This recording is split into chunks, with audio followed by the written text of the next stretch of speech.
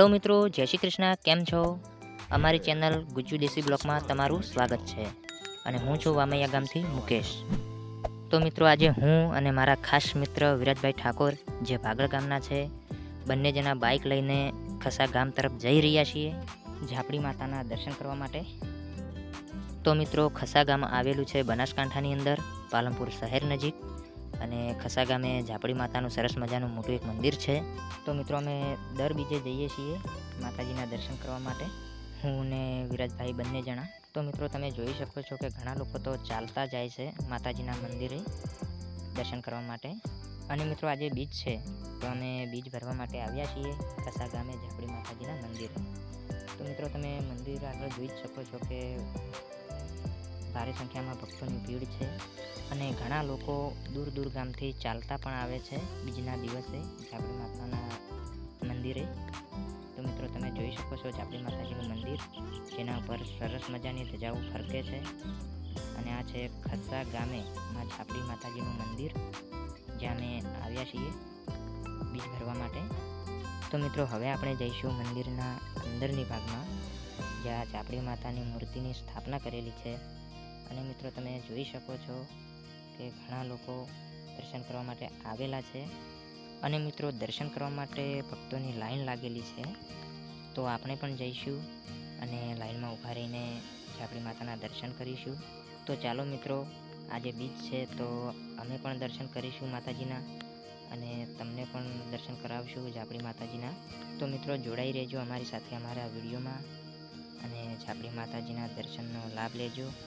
અને મિત્રો, કોમેન્ટમાં તમારું અને તમારા ગામનું નામ જરૂર લખજો, જેથી કરીને અમને પણ ખબર પડે કે તમે કયા ગામથી અમારો વિડીયો જોઈ રહ્યા છો. તો મિત્રો, તમે જોઈ શકો છો કે ગાદી ઉપર ઝાપડી માતાજીના ભુવોજી બેઠેલા છે અને ઘણા ભક્તો પણ બેઠા છે. તો મિત્રો, આ છે ઝાપડી માતાજીનું મંદિર. તો હવે મિત્રો, ઝાપડી માતાજીના દર્શન થઈ ગયા છે અને માતાજીના દર્શન કરીને મનમાં ખૂબ જ ફરક છે. તો મિત્રો, તમે પણ દર્શન કરી શકો છો ઝાપડી માતાજીના. તો મિત્રો, દર બીજના દિવસે આવી જ ભક્તોની ભીડ હોય છે ઝાપડી માતાજીના મંદિરે. અને મિત્રો, સરસ મજાની ચાની સુવિધા છે ભક્તો માટે અહીંયા. જુઓ મિત્રો, તમે જોઈ શકો છો કે આજે કેટલી ટ્રાફિક છે લોકોની ખસા ગામે ઝાપડી માતાજીના મંદિરે. દર બીજના દિવસે આવો જ માહોલ હોય છે ભક્તોનો. તો મિત્રો, આ બાજુ તમે જોઈ શકો છો કે શણગારેલો ઊંટ છે, જેના પર બેસીને તમે ફોટા પાડી શકો છો અથવા સારા વિડીયોઝ બનાવી શકો છો. તો મિત્રો, હવે આપણે કરીશું મેળાની મોજ. તો મિત્રો, તમે જોઈ શકો છો કે નાના મોટી ઘણી બધી દુકાનો લાગેલી છે અહીંયા. ઘડિયાળોની દુકાન છે, કટલેરીની દુકાન છે, રમકડાઓની દુકાન છે. જોઈ શકો છો મિત્રો તમે કે સરસ મજાનો મેળો લાગેલો છે. અને મિત્રો, તમે જોઈ શકો છો કે નાના નાના બાળકો મેળામાં ફૂલ મોજ કરી રહ્યા છે. તો ચાલો મિત્રો, હવે આપણે વધીશું આગળ અને આગળ જઈને જોઈશું કે શેની દુકાનો લાગેલી છે અને આગળનો માહોલ કેવો છે. તો ભાઈ, આજના મેળાનો તો માહોલ જ કંઈક અલગ છે. તમે જોઈ શકો છો મિત્રો, ફળની દુકાન છે, સરસ મજાના ફૂલ છે અને ચંપલની પણ દુકાન છે અહીંયા. અને આ બાજુ મિત્રો, તમે જોઈ શકો છો કે આઈસ્ક્રીમની દુકાન છે અને બાજુમાં ઘણી બધી ભેળ પકોડીની પણ દુકાનો લાગેલી છે. અને મિત્રો, ઘણી બધી અલગ અલગ વસ્તુઓની અને ઘણી બધી વેરાયટીઓની અહીંયા દુકાનો છે મેળામાં, તમે જોઈ શકો છો મિત્રો.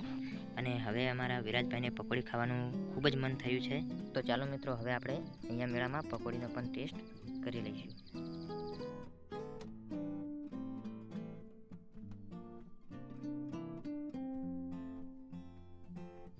તો મિત્રો, હવે આપણે મેળાની ફૂલ મોજ કરીને પાછા ઝાપડી માતાજીના મંદિરે આવી ગયા છીએ અને આજનો વિડીયો આપણે અહીંયા જ સમાપ્ત કરીશું. અને મિત્રો, તમને અમારો વિડીયો ગમ્યો હોય તો અમારી ચેનલને લાઇક, શેર અને સબસ્ક્રાઈબ જરૂરથી કરી દેજો મિત્રો, અને અમારો સપોર્ટ પણ કરજો. તો ચાલો મિત્રો, હવે આપણે અમારા આવતા નેક્સ્ટ વિડીયોમાં મળીશું. તો મિત્રો, તમે પણ એકવાર જરૂરથી આવજો ખસા ગામે અને ઝાપડી માતાના દર્શન કરી જાજો મિત્રો.